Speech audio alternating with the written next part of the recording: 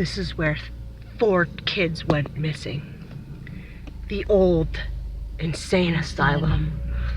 Kamloops. It happened underneath that willow tree. The woman was raped. I can't get anything. Can you take this, please? Is it a camera or a video camera? Ow! You had a mosquito. You're afraid.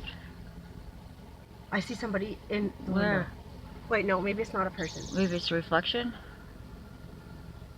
In the window that's like, see that where it's about to, it comes up, and then, oh yeah, I think it was it's a reflection. Oh, but that's what the ghosts want you to think. Because remember, those are rooms of the dead people.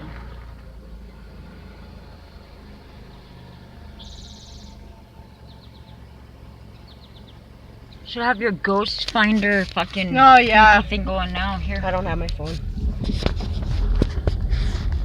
Yeah, that would be a good idea.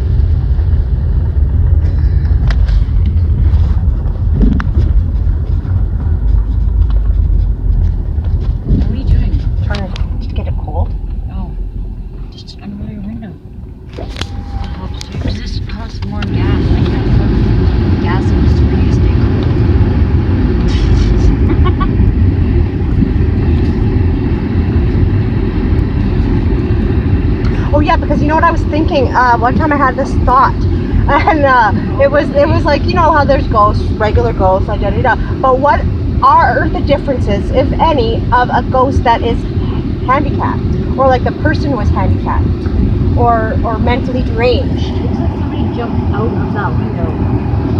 While the glass is all broken, it's broken onto the outside. Yeah, well, yeah, maybe. No, it's but you know what I mean? Like, would a demented person or handicapped person make a handicapped ghost? Yes. No, they would make an evil one. A demented person would make a demented ghost, wouldn't it? Or it all depends on what. Or what if they were like brain retarded? That wouldn't matter. They'd be pretty harmless. They'd be harmless if they were. But they might follow you around and follow you home because they don't know any better because they're too handicapped. No, it's not the way it works. It's just their shell that they were in was handicapped in this life. Doesn't mean their soul's handicapped. Oh. You know what I mean? I guess so. Oh, look, you can get up. Oh no, there's fence up there. Well, some people's souls are handicapped, I swear. But... Yeah. But for the most part, I think.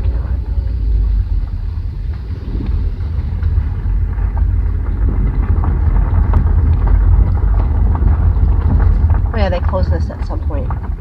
Yeah, there's a truck up there now.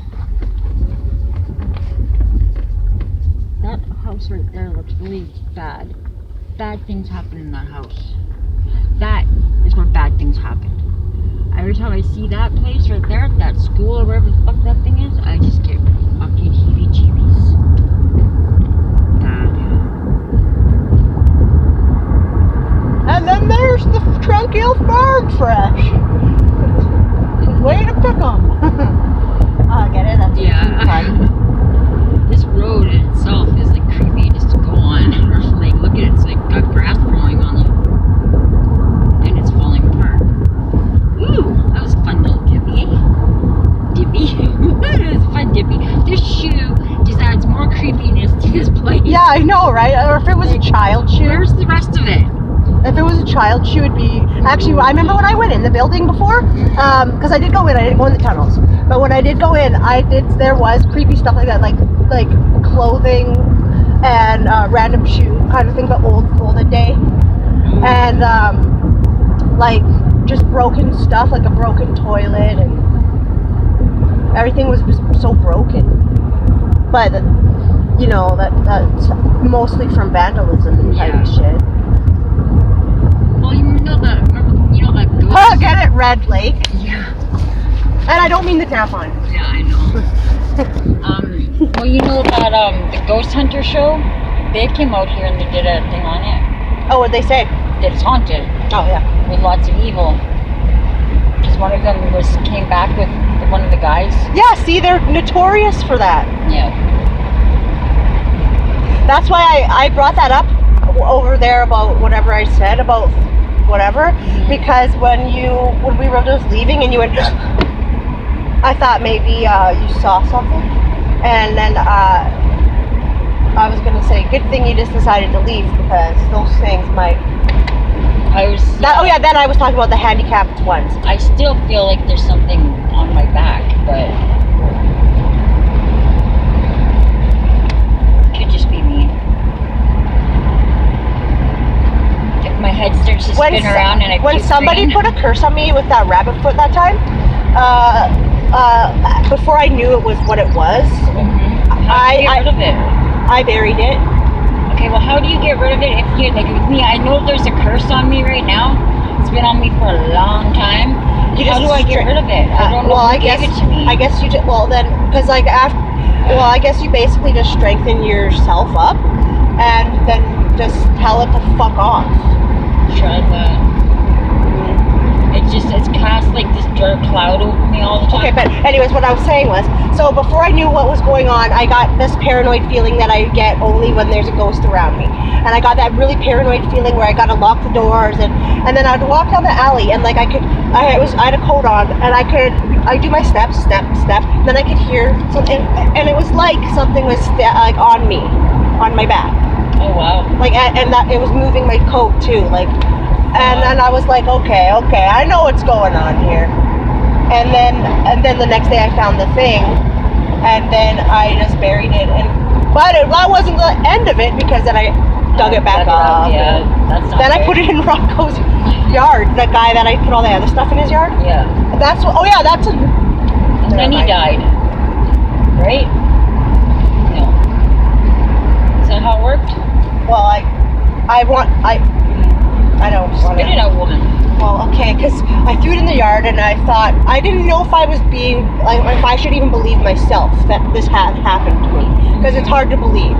Well, yeah. Right? And so I thought, well, I threw it in the yard and then I checked with them in a week. Right? And I was like, okay. So they have no idea that this is in their yard. So if anything is different, then I'll know that it was real. I go downstairs. Jay's covered in scabs and his hands all wrapped up. Oh, wow. And then he's like, and Rocco had left notes on the door of his own house. So I was like, fuck, all right? And then I had to move it from their house. And then from their house, I buried it properly. Wow. But, yeah, so and then I don't think it kept bothering them, but it might have, because it was a lot of people tripped out, and when I put it in their yard, two people saw a figure in my alley, and that's because then it was like on the loose, because it was like freed kind of like, because I just chucked it, but I never saw it, but I did feel it at the beginning. Yeah. And Trey, and it happened to Trey too. Like the very first day I found it, I walked by there. I picked it up, or I don't know if I picked it up yet. And then Max and his mom were over, and then Max and Trey run this way, and then they don't come. Well, Max comes back with no Trey, and I'm like, Trey, and he's not answering or coming. And then I go and right by where the foot was found, Trey's standing there, staring up at like a nothing, and I'm like, Trey, and then he starts going, fuck. Oh, fuck, God. right? And I'm like, what the hell? I get like, right? And I pick him up because he's like not responding to me. I pick him up and he's doing it even louder, but he's not fighting me. He's just letting me take him. And he's like going, fuck. And then I bring him in the house and I sat him down on the toilet and I was like, Trey! Yeah. And then he was fine after that. Didn't say anything about it. I go outside and Erica was like, did you see his eyes? I was like, what? I was like, no. And she's like, his eyes were black. And then I was like, that's when I realized I had to bury it that night. Yeah. Because it affected Trey. Right? Because Trey he can't handle that kind of stuff. Oh no, he's not strong enough he's susceptible to it because he's so young. Right? And I felt it quite a lot, and I am an adult that's kind of used to that kind of thing, where Trey isn't in it. Yeah, so. Yeah, you did the right thing. Yeah, but it was still hard to believe. But then I did the thing with the Rocco in their yard, and then, yeah. Because Jay said, the guy downstairs said, yeah, he saw it in his mirror behind him. And so, like, yeah, and I'm pretty sure I know who did it. He's this Indian guy I know. And he's all into that stuff. Well, yeah, if he's into it, then... Yeah. And that's somebody who could acquire something like that. Because I was thinking, who can acquire a fresh rear foot of a rabbit? They're not easy. Oh, it was a fresh one? Yeah. That's sick. And it was a rear foot. Like those, and rabbits aren't so common.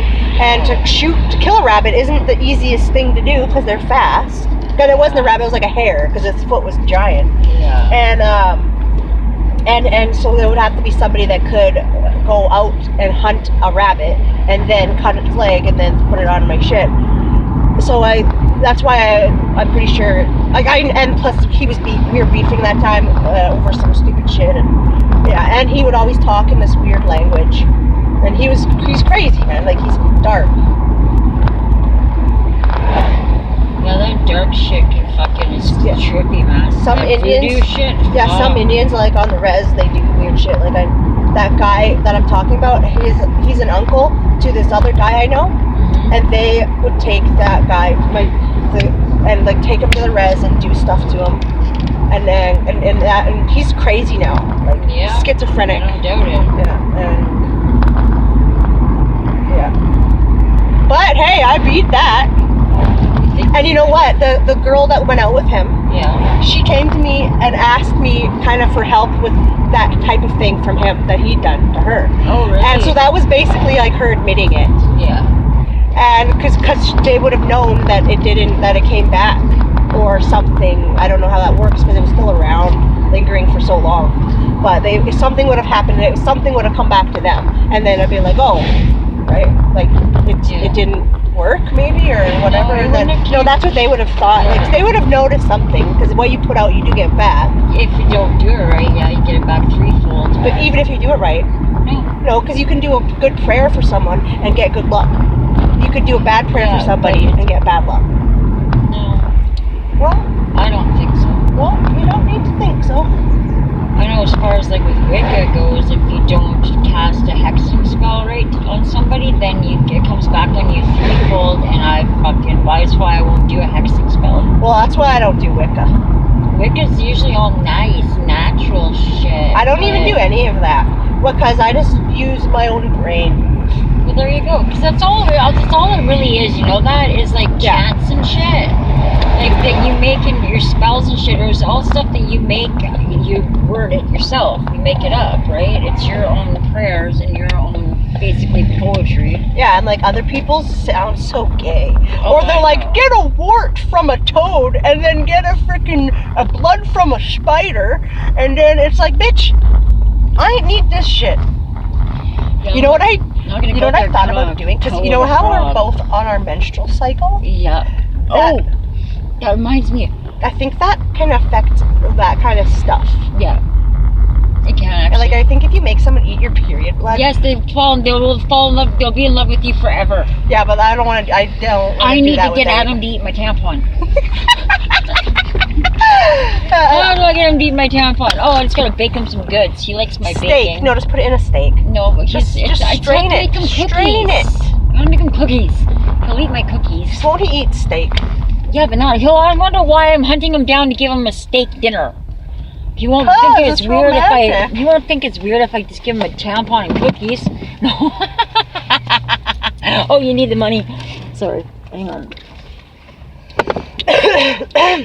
Ouch. Fuck, that hurt. My lighter hit my face. Oh, there's a hottie.